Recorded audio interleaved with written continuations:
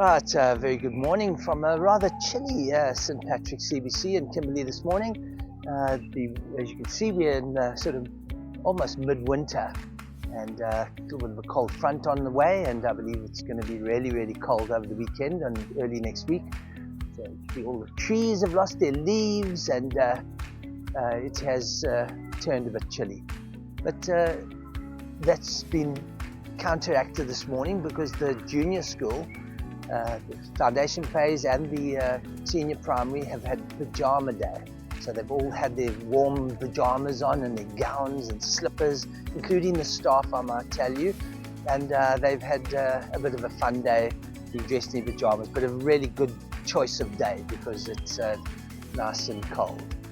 But yeah, we've had an interesting week because as you would know, Kimberley's had water cuts during the week, so we had about 5 or 6 days of no water.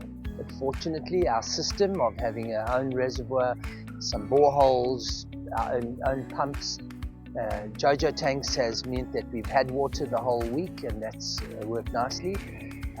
Then just as the water came back on, the electricity went off for a day or so, which didn't help, but again we managed to make a plan. Fortunately, we are off the grid in our IT department at the moment, so the children, matrics who are writing their IT exam, are able to continue and finish it on our solar-driven IT labs. So wonderful that happened.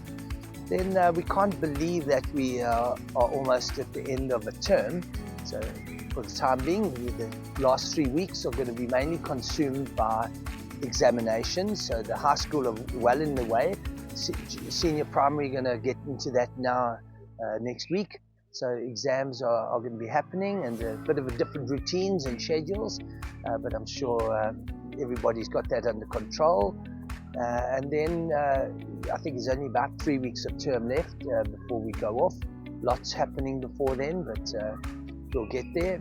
And then at the start of our new term, and it's almost halfway through the year, we need to start looking towards 2026 in terms of the numbers and classes.